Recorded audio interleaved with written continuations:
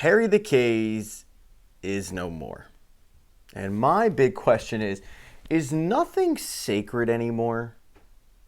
Like Phillies brass, the business department. Just nothing's off limits, huh? Because if you're unaware, the restaurant that was in the left field since the park opened, Harry the K's, named after the legendary broadcaster Harry Callis, the voice of generations of Phillies fans, myself included. It was named after him. He literally passed away on the job. There's a statue for him. There was a restaurant. He is ingrained in Phillies lore. And now we have Ghost Energy Drink. Like, there's so much wrong with this. At the end of the day, does it really matter? I guess not, okay? Like, it's a restaurant, and to be quite honest with you, I never went. And I have season tickets, but I never once went to Harry the K's. It's really besides the point. It's what it symbolizes. I often think about this, and it's a bizarre thought that I have, but the picture of Barry Bonds in the height of his steroid use. And he comes to Philadelphia, and it was the one time where the national fan base of baseball was like, give it to him, Philly. And boy, did they.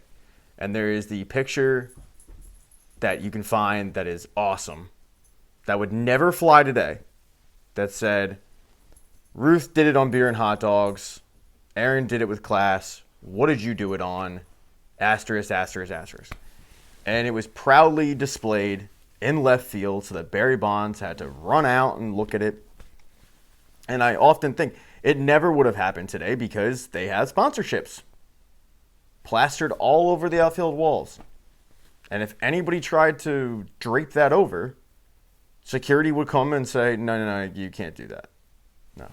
Because God forbid WB Mason doesn't prominently be displayed for the amount of money they're paying. I get it, If I want a good baseball team, this is the way to keep the money flowing in. It's no longer about just ticket sales and beer and hot dogs. It is about naming rights, and that's the way it's been for years. A place like the Veteran Stadium, would never be the Vet because they would have sold naming rights to it. Just like Citizens Bank Park is Citizens Bank. The Link is Lincoln Financial Field. So on and so forth. That doesn't surprise me.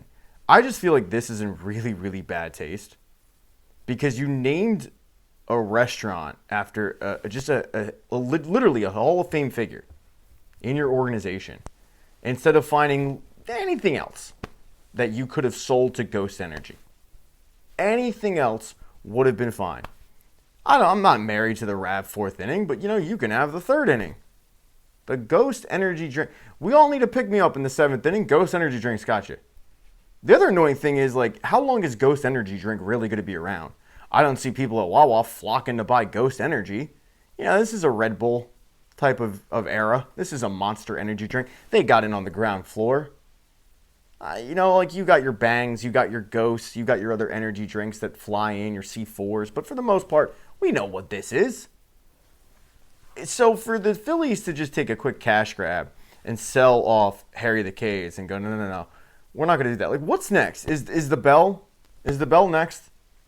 Every time Kyle Schwarber hits a home run, am I going to see, I don't know, MySpace.com all over the bell? Ash Jeeves all over the bell. I'm just picking companies that aren't around anymore. We all remember, I'm sure the Life. It wasn't Life Alert. It was, Life Brand or something that was out in right field. That was all over the place. Life Brand.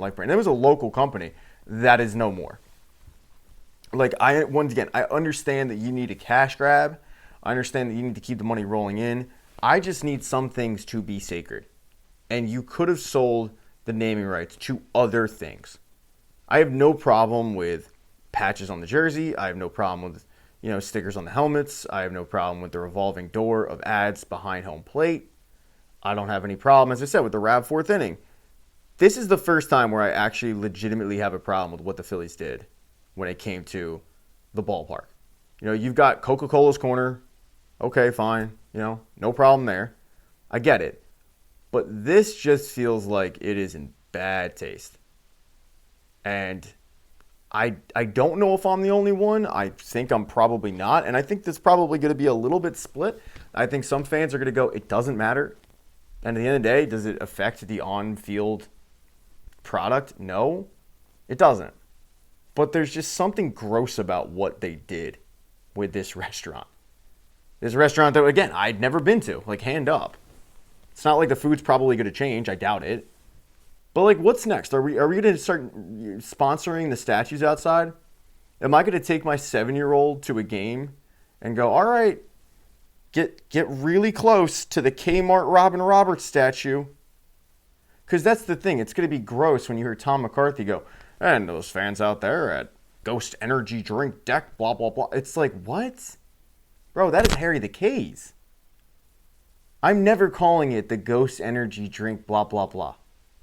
It will always be Harry the K's. Forever and always. And I just think at some point, you gotta go, all right, can we find any way else that we can take your money? Because I'm sure there are areas, I'm sure there are plenty of areas that you can take. You could sponsor the damn sections for all I care. There's a way to make more money. 431 brought to you by whatever. But to sell off the thing that was a nod to your broadcaster at the time who was alive, it had been a staple in your ballpark. Like, to me, there were some things in the ballpark that were untouchable. Harry the K's, Ashburn Alley were probably, and the Bell were probably it. When I look at, like, you cannot sell that off. Those things need to be left alone completely. And one's down. And I just wonder how long Ashburn Alley has left. Because if this is the way that they're doing things, if they're going to sell off naming rights for a restaurant that was named after a Hall of Fame figure, don't think they won't sell off the naming rights for a stretch of the walkway because it's named after Richie Ashburn. They're not going to care. They might still call it Ashburn Alley, but it'll be like Ashburn Alley brought to you by blah, blah, blah. And to me, it's just, it's in poor taste. It's gross. It's yucky. But hey, maybe I'm the only one. What do you guys think out there? Let me know in the comment section. Again, is it the end of the world? No. But it definitely, when I saw it, I was like, that's gross. Straight up, that's gross. It's not going to affect the on-field product. All right, I'm not trying to be a sports radio guy and saying the world's coming to an end because they didn't name it right. It's just, to me, you should have kept it the way it was, because you didn't need to do that. Harry didn't deserve that. Harry deserved to have that restaurant there, named after him, with the statue there until that ballpark came down. Hopefully never, because I love that ballpark. Let me know what you guys think in the comment section. As far as comments go, I'm probably only going to I'll probably only go to answer channel members. So become a channel member. Support your boy. All right, that'd be cool of you if you get support. But subscribing is cool too. Thumbs up, thumbs down. You guys know what to do in that area. But let me know, and I'll make another video. I don't know how to end these things, folks. I think you probably know at that point. I suck at ending videos. It's not what I'm good at. The Phillies have extended Chritopher Sanchez almost 2 years after extending Chritopher Sanchez. 6-year deal that will pay him a whole lot of money, and I could not love this more. Now, normally with breaking news contracts and extension talks, we talk about the money because ultimately, that's what it's all about. It's about the money. Basically, what the Phillies did here, and I have to give credit to Todd Zalecki on this one, in the previous deal, Chritopher Sanchez had 3 years remaining with 2 years of club options. The Phillies essentially picked up the 2 club options, they guaranteed them, and then they added on more years. So they ripped up the old deal, they gave him a new one, it's a 6-year deal, but what I love so much about this is simply the optics of this deal. Because when Chritopher Sanchez initially got extended for that 4-year deal with whatever it was, team control and option, a 1-year option or whatever, when he got extended the first time, I think a few people were surprised because he hadn't become this. He wasn't a true ace. He wasn't a Cy Young contender. He was a pitcher coming off a very, very promising season where you went, wow, like they actually might have found something in this. And the fact that the Phillies extended him when they did was a little surprising because they didn't have to do it. They could have waited it out. It might have cost them more money down the line because Chritopher Sanchez had arbitration rights. But ultimately, they decided, you know what? We like what we see here. We think that we can get him on a bargain. We're gonna give him this contract. It'll get rid of the arbitration rights. You won't get, ultimately at the end of the day, like we're gonna end up saving more money by doing this instead of going to arbitration. But it also shows a little faith in the player. What they did by extending him again 21 months after giving him the initial extension is unprecedented. This does not happen. And in a sport like baseball especially, the optics of this are John Middleton, the owner, will take care of his own. John Middleton will reward those who deserve it. Because everybody in baseball can tell you that the Chritopher Sanchez deal was an absolute steal. Bargain. They got him on 20 cents on the dollar. Like what he has become to what he is getting paid, it doesn't equate. It doesn't really add up at all. Now they're guaranteeing the money, but they didn't have to do it. Like even his agent was like, this is ridiculous. I've never had this before. We have an extension in place. It's 3 years remaining, by the way. In a very volatile position because pitching, we've seen guys come on the scene and, they light the world on fire and then all of a sudden like an injury happens and they're done. So for the Phillies to go, you know what, we're way underpaying him. Let's take care of him. It's such good optics, especially considering the landscape that we currently live in with baseball. And I mean that twofold. The first one is the fact that baseball, out of all of the sports, baseball has the owners that will cry poor the most. They're making billions, but you will have owners cry about, we can't afford this, we can't afford that. Oh, a new stadium? I can't afford a new stadium. Oh, you want me to extend players? I can't extend players. Those small market clubs with shitty owners that just sit back, they don't care about winning. They are fine with, just collecting a check from the payouts of the Yankees, the Dodgers, the Phillies, the Mets, the Red Sox, the revenue sharing. They just kick back and they cry poor, and they're not. And then you have guys like John Middleton who are doing something he doesn't have to do by literally giving out more money to his players because that guy earned it. The optics of that are so good because when a free agent is considering Philadelphia now, John Middleton has etched his name in one of the reasons why you might consider Philly. Not only is he committed to winning, he is also in good faith showing support for the players that have earned it. But the other side of this is the Phillies had 3 years remaining on this contract and then the year of team control or whatever, the 2 years of team control. The big thing for me is we're about to enter a lockout. And the owners are going to lock out the players, and it's going to probably last for a while. And the big point of contention is these cheap owners, they will say, oh, we can't afford to compete with the big market clubs because, they're paying whatever they want for these players, even though they can. And they're going to want a salary cap. If a salary cap gets implemented, which I am assuming one eventually does, I'm assuming that baseball will probably adopt a similar salary cap style to the NBA where it's like a soft cap and there's like levels and tiers and nobody really quite understands it, but I'm assuming they do something like that. If they were to do that, then Chritopher Sanchez's deal is grandfathered in. He is getting paid that money. The Phillies doing this deal with the idea that there is a chance that a salary cap was implemented, and when this extension, the old extension I have to say, when the old extension is up, that they would likely get him possibly cheaper, believe it or not, than what they already have him for. The Phillies didn't do that. The Phillies gave this guy more money with the idea that they're going to have to pay it out, and they could have gotten an even bigger bargain if the salary cap is implemented. Hit thumbs down for that. I can't talk. I really hope I'm making sense on this. To me, this is the equivalent of you're working at a company, you are one of the best employees, and your boss has sold that company. He has plans to sell the company. It is a tentative agreement. And what does he do before he leaves? He locks you down. He gives you a very guaranteed raise that he doesn't have to do. It's kind of like that. That's not the best analogy because in this situation, like John Middleton would be selling the Phillies. Again, believe it or not, I actually had a worse analogy and I had to stop the video because I was like, this makes no sense. And then I started that. I'm usually really good at analogies. Again, hit thumbs down for that. But the Phillies rewarding this guy when they didn't have to, and the Phillies rewarding it with a potential lockout, a pretty much guaranteed lockout on the horizon, and a potential salary cap on the horizon, knowing that the deal will get grandfathered in, that right there is a sign that the Phillies, and especially John Middleton, are a premier organization. This is one of the reasons why John Middleton is, in my opinion, the best owner in baseball, because of moves like this. It's not my money, it's not your money. It's his money.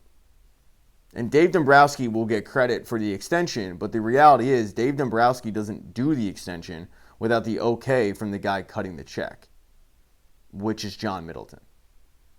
You know, I think a lot of people will look at the Phillies' last couple off seasons, the last 2 years, and they'll go, the Phillies have had disappointing off seasons. I'm not here to argue with that. I agree with you. But the reason why the Phillies have had disappointing off seasons is because some of these extensions have kicked in. Like the Zach Wheeler extension kicked in. You bring back Kyle Schwarber, you had to give him a raise. Doing this with Chritopher Sanchez could end up having an impact, but it won't have an impact until 2032 or whatever, you know, until like the new money kicks in, way down the line. But the current deal, I don't see any negative in it. I don't see any situation where this looks bad for the Phillies. And I'm talking like off the field. You know, on the field, who knows what happens, right? But off the field, if you don't think players are looking around right now going like, holy shit, did you see what the Phillies did? You're kidding yourself. Like, they absolutely are. And I'm not saying that this will be the reason why a free agent would pick Philly as opposed to a place offering much more money. But I think that if you are down to two teams, and let's say you're down to the Phillies and you're down to the A's, the Royals, the Guardians, just creature of habit, Tigers, you know, and you're looking at ownership and the commitment to winning and how they treat their own and how they treat the players, I think this is a sign of, yeah, I want to play in Philly. And I think it's one of the reasons why Bryce Harper ended up picking Philly. Well, that and the fact that Bruce Bochy was retiring. Shout out to Bruce Bochy. Philly legend right up there with Mike Muscala. So I was probably like you, very surprised when I saw the news today. I was like, extension? They just extended him like not too long ago. And there was like a 4-year extension with club options and everything. What are we extending him for? But the more I thought about it, the more that I absolutely loved the move. So what do you guys think of the move out there? Let me know in the comments section. As far as comments go, I'm probably only going to respond to channel members. So become a channel member, support the channel. It would be cool of you. I'd appreciate it. Everybody would be like, wow, what a cool guy. He supported the channel. Everyone's going to say that. If you don't, though, that's cool. You could just subscribe. Subscribing's cool. Hit thumbs up, thumbs down. You guys know where those are. And I will be back eventually with another video. I don't know when, though. You know, it might be tomorrow. Might be the next day. Who's to say? Anyway, as always, go Phillies. Philadelphia is back in March Madness thanks to the University of Pennsylvania, who will probably get smacked in the first round by whoever they play. I don't even know. And I was driving home the other day, and I was listening to the Temple podcast that I listen to, because I'm a Temple fan.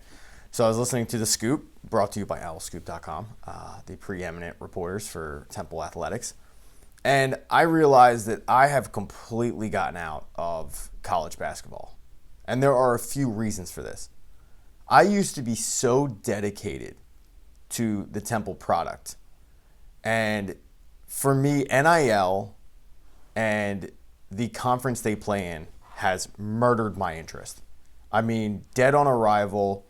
Let's say a few good words about the guy. It's crushed it.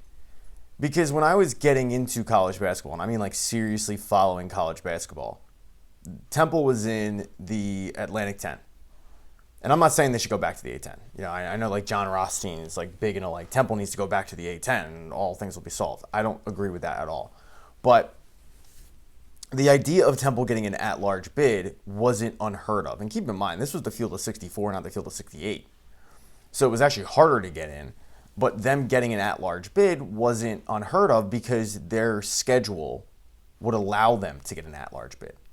Because Fran Dunphy would schedule Duke, Kansas, Kentucky, Miami. Like, he would schedule these big teams with recognizable coaches and, a history and a lineage and, more importantly, a conference to back them.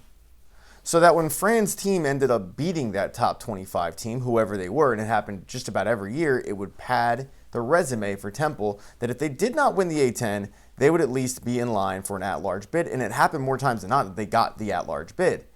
Sometimes they won the A10, sure, but they would get the at-large bid. So you combine that and take that away because it's no longer the case. This isn't on Adam Fisher, and it's not like I am a big fan of the athletic director, Arthur Johnson. This isn't on him either. This is the state of college basketball. Because teams like Duke, Kansas, Kentucky, Miami, throw Boston College in there for Christ's sake. They don't want to schedule Temples. They don't want to schedule a team like Temple. They don't want to schedule, mid-level conference team because if they lose to that team, not only does it hurt their chances of getting into the tournament, more importantly than that, it makes them look bad to potential recruits. Like, you just lost to who? So that is why the out-of-conference schedule that you primarily see for Temple and teams like Temple are Maryland Eastern Shore, Monmouth, UC Santa Barbara. Like, it is a bunch of teams that you and I will sit there and go, I didn't even know that they were Division I. I'm just finding out this is a thing. LIU Brooklyn? I know, they were in the tournament a couple years ago. But they will schedule these teams that, if Temple wins, does nothing for them.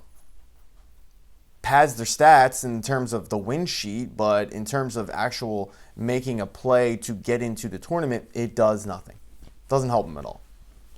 Because they no longer can get that defining win on their season. The best case for them is to enter a tournament at the beginning of the year, go down to Florida and play in the Marco Rubio Invitational. And maybe you'll be matched up against a team that down the line it'll look like it's a good win. But the set out-of-conference schedule, it's no longer there. So your only chance if you are a Temple or if you are a team in the American that isn't Memphis, because Memphis is the only team that really is able to schedule these big tournament games or these big marquee games, and even they were horrible this year.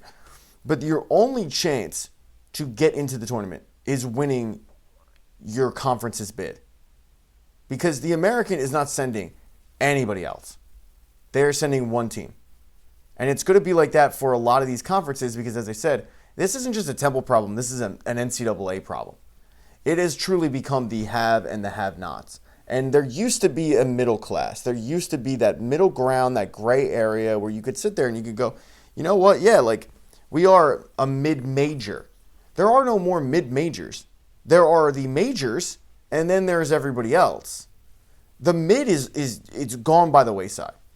And then the other thing is, simply put, while I'm happy the players are getting paid, NIL has crushed interest for me, and I know a lot of my friends as well. You used to be able to follow a player and their trajectory, and you used to be able to see them grow and develop in your program. You used to get excited when your school would get a 3-star recruit, a 4-star recruit, whoever it was. And you used to look forward to having them for 3-4 years. Now, you've got guys that your school will bring in, your favorite team brings in. And, they're like a 3-star recruit, but they barely play in year one. And they're transferring because they're not getting paid enough. You're like, you're not getting paid enough? I'm sorry, Dylan Battie. You didn't earn playing time. Why would we pay you? Why would we give you even more money? All right, well, if you don't want to give me money, then guarantee me minutes. This is the state of college basketball now. I am a fringed ESPN 150 kid. I get on campus and look, there's a learning curve and I'm not ready for it, and I don't really play a lot my first year and probably going to be redshirt. And what do? Do I get to the grindstone? Do I start, working on my game? No, I go in and I start making demands to the coaching staff because the players have so much power now. It's absurd. And that's hard on the coaches. Every single year, college basketball fans are having to learn a whole new roster. Entirely new roster. Last year, Temple's arguably their best player was Zion Stanford. Local kid, went to West Catholic, I think. He was either West Catholic or New McGrady. Anyway, he's their best player, homegrown kid. Aaron McKee recruited him. Adam Fisher kind of developed him a little bit. He leaves for Villanova. He has already left Villanova's team. Like, he's done at Villanova. And this is the norm. Guys going on their third school in 3 years is just the norm at this point. In fact, that might be, that's looked at as, wow, like he stayed a little bit. And that is the sad state of college basketball. So when I look at Philadelphia and what used to be, and you looked at the Big Five and you had St. Joe's and Temple and Nova and Penn, and I'm sorry, Drexel was never a part of it. But you had these schools that, like, you could make a case for all of them getting in the tournament. They were all like, wow, they were well coached and they had a good roster and all of that. It's all gone. All of it. Because there are no more out-of-conference schedules. Most of these teams, other than Nova, are in smaller conferences. As I said, no more mid-majors. They're just in smaller conferences, whether it be the A-10 or the American Athletic Conference. And you are put in a position where, as a sports fan, do I want to dedicate the time to learning a new roster, watching them play shitty opponents like LIU, Brooklyn, Maryland Eastern Shore? No, I don't. And it's unfortunate. And I feel like the only way to fix it is getting the NCAA to instill more long-term deals. No more one-year deals. And it's hard to do it because the toothpaste is out of, the tube at this point. Like, you can't go back on it. And I think everybody was pumped for the players to get paid because they deserve to get paid. But at this point, scholarships for so long were a one-year deal, and that is it. That is all they were. One-year deals. The school could be like, yeah, we're going to cut bait. It's not working out. It wasn't fair to the kid. Well, now the shoe's on the other foot. And I, as a sports fan, am suffering for it. It's selfish by me, but some of these schools need to start looking at, especially the lower schools, not the schools that have a treasure trove of NIL funds and booster money, but the smaller schools need to start looking at, we are going to lock you into a minimum of a 2-year deal so that we can see and develop. And at that point, it takes the stress off the coaches. It takes the stress off the kid. It's two separate problems. It's the conference problem of, well, we can no longer promise these kids, hey, you're going to be playing Duke. Hey, we got North Carolina on the schedule. Yeah, it's pretty. Rick Pitino and Louisville's coming in. Like, you can't promise that anymore. So that's the one problem. And the other problem is just the revolving door of a roster that I, as a sports fan, go, I don't know if I have the bandwidth to learn this kid who is transferring up from a D2 college, or this kid who's transferring down from, in Indiana and, was a former 4 or 5-star recruit. I don't know if I have the bandwidth. And it's unfortunate because I used to be such a huge college basketball nut. And now I'm like, I can't tell you who's in the top 25. I can't tell you who's ranked number 1. I can't tell you who's the best player in the country. None of it. And look, part of that is on me because I know some people are probably watching this going like, well, bro, you don't even know ball. Like, I get it. I do. I understand that some people are still in tune with this, religiously in tune. And if you are one of those people, you're probably a fan of a bigger school. You're probably a fan of one of, the Dukes, the North Carolinas, the Blue Bloods, the Kentuckys, the Kansases. Like, you're probably not a fan of a school like Temple. Maybe that's on me. Maybe I got to go back and talk to that kid that was 7 years old and decided I was going to be an Owls fan. And why didn't I pick a bigger school? But if you're a fan of a smaller conference team, I would love to hear from you in the comment section on if you have noticed that your interest has waned the last couple of years because of the revolving door and because of the lack of tangible opponents that your team is playing when it's out of conference.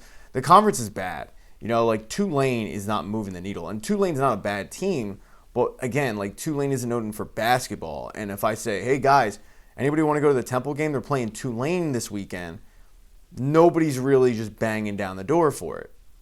I mean, Houston was ranked number 1 at one point. They're in the conference, but it wasn't looked at, I think, from the outsider's perspective. When you talked around to sports fans in the city, I didn't even think they realized that Houston was the number 1 team in the country and they were coming to town, because Houston is not known as a basketball school. They're not a blue blood. So I would love to hear from the people out there that you were cheering for a team that wasn't one of these blue blood schools and you've noticed that your interest waned, or if you're somebody that you're like, dude, you were way off base. Just admit it. You don't know ball. Just admit it. You don't like basketball. It's fine. As far as comments go, I'm probably only going to respond to channel members. So become a channel member, support the channel. That'd be cool. Or you could just subscribe or hit thumbs up, thumbs down. You guys know what to do there. I'm going to go make breakfast. Good Phillies fans, the moment we've been waiting for, finally upon us. Opening day. It's around this time where we convince ourselves that those very mediocre, downright bad offseason moves that the Phillies have made, they're actually good. Yeah, they're great. Those same moves that if the Mets made them, we'd be mocking them. But because the Phillies made them, damn it, I think this is going to work out. Because as Ted Lasso reminds you, it's the hope that kills you. And it's fun to have hope. I mean, you've got 162 games ahead of you. It's a lot easier to have hope than be Negadelphian, right? So I don't blame people for that at all. But let's just focus on one thing I just pointed out.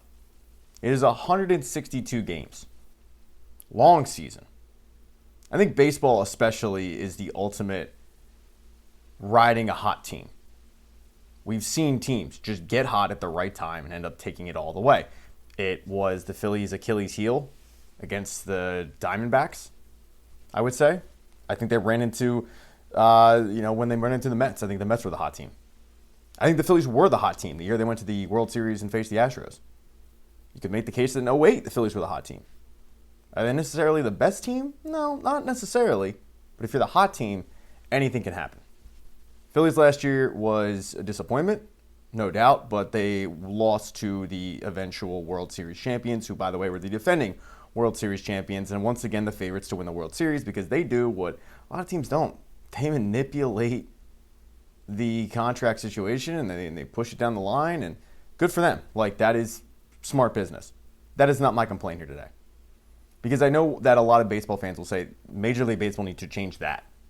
Because my team isn't competitive, because the Dodgers are able to say, hey, we're not going to pay you a damn cent until 2047. And players are like, yeah, that's cool. All right. That's not the Dodgers' fault. If you're a Reds fan, that's the Reds owner's fault. No, that's not my complaint. My complaint actually is with what's going on Thursday. Thursday is opening day for the Phillies. I don't know about any other team out there. I mean, I know that there's a lot of teams opening up, but Thursday for the Phillies, for the team that I cheer for, it is opening day. Usually the Phillies do end up starting on a Thursday. My complaint is it's a 162-game season, and the schedule, as lined up right now, Phillies play Thursday, Phillies all Friday, Phillies play Saturday, Sunday, Monday, Tuesday, Wednesday. Why? We have 162 games ahead of us. Why the fuck are we taking off Friday? Why? Why are we starting the season and then I'm going, oh, pause. You guys need a day off. No. Too much baseball. They just played 9 innings, for Christ's sake. They can't do any more. And then they're going to rattle off like a week straight. Why? Now, the answer to this question, as I hit the mic, the answer to this question is, well, if rain. I mean, they want to account for rain. So if rain happens on Thursday, they can push it to Friday. They can push opening day to Friday. And to that, I'm just simply going to say, push everything back to Monday. Don't do this, and it's exactly what it is. Don't do this cock tease of baseball, where you have the longest season out of any professional sports league, 162 games, and you're not giving me what I want right at the gate, which is nothing but baseball. I want a week of baseball. I want to be sitting there tapping out after a week going like, I need a day off. Nobody needs a day off one game into the season. So what I propose to baseball would be the schedule, and this is what it should be. Opening day Friday, Saturday, Sunday. They are off Monday. And then Tuesday, Wednesday, Thursday. Maybe you're off Friday. I don't know. But that way, let's say Friday happens, right? You have opening day Friday, rain happens. You got to push the game back. It's happened before. I feel like 75% of the time, the weather sucks. Like, this is why I don't go to opening day. The weather usually sucks. Even if it's sunny out, it's usually cold and miserable. If it's rainy, like we got to, cancel the fly-in, all that crap. If that happens, if Friday gets rained out, then you move opening day to Saturday. You move opening night to Sunday and just have it be a day game. And then Sunday's game becomes Monday night. Because you can't sit here and tell me, oh, well, people are buying tickets because, and this and that. Thursday's game is a day game. It is in the middle of a workday. That is no more cumbersome. That's not the word, Pat. Inconveniencing. Inconveniencing? Is that a word? I don't know. Hit thumbs down. Clearly, I didn't really focus all that great on an English class. Read a thesaurus, nerd. But it's no more of an inconvenience than if you had a day game on a Monday, or even better, if you had a night game on a Monday. If you're somebody of a family of 4 that ended up buying tickets for Sunday's game because it's a day game, well, then this is an easy solution. Friday, Saturday, Sunday, they're all night games. So that way the family of 4 doesn't have the conundrum of what do we do? Because now we had, a 1 o'clock start on a Sunday. We bought tickets for it. And now the 1 o'clock start ends up being a, Sunday 6:40 start. I got little kids. I don't want to be out that late on a work night, on a school night. I get that. Make the entire opening series night games. And, but if you want to make Friday a day game, fine, whatever. But it is so ass backwards to have 162 games ahead of us, and we were taking off the one game into the season because, oh my God, rain might hit. We've never dealt with this before. Newsflash, rain might hit on Friday. Rain might hit on Thursday and Friday. What do you do then? Like, this is absurd to me. It is one of my biggest pet peeves. The only other pet peeve I have, scheduling-wise, is the fact that, and they didn't do it this year, thank God, but let's start the season 2 weeks early in Japan with 3 games, and then we're going to have those teams fly back to the United States, and everybody else starts 2 weeks later. That's the only other complaint I have about this, because I think that's ridiculous. But that's, once every couple of years they'll do that. They do this shit every year. Every year we've got to deal with the play a game, off, game, off, game. It's like, I have waited months for meaningful baseball. And I'm sorry, I'm not one of those people that is dialed into grapefruit league action. That's not with baseball. That's with every sport. If it doesn't count, I don't care about it. So I literally wait until this moment. I wait until opening day. I want opening day, and I want the next day. I'm greedy, and I want the day after that. I don't want to have to wait. That is complete horse shit by Major League Baseball. They need to change it. There's a lot of changes that Major League Baseball needs to change. Maybe one day I'll do a rundown of it. But that one, when it comes to the schedule, oh my God, yeah, please. Now they've gotten a little bit better because at least they started doing some 6:40 games. Obviously, they sped up everything with the pitch clock and all that. Great, okay. But let's think about this logically. I have waited months for baseball. If your team didn't make the playoffs, you think about it. You're waiting October, November, December, January, February, March. Late March, by the way. So 6 months. You waited 6 months for baseball. You get one game, and then you have to wait the next day? Nah. Be better, Major League Baseball. Change it. It is not rocket science. I was a track 3 kid, and I just figured it out. Friday, Saturday, Sunday, off day Monday. Let me know if you agree or disagree in the comments section. As far as comments go, probably only going to respond to channel members. So become a channel member. Don't be a nerd. Support the channel. Support your boy. If you don't want to do that, I get it, though. Subscribing is cool, too. That's fine. As long as you let the ads run, I don't really care. But hit thumbs up, hit thumbs down, all that good stuff. And as always, Go Phillies.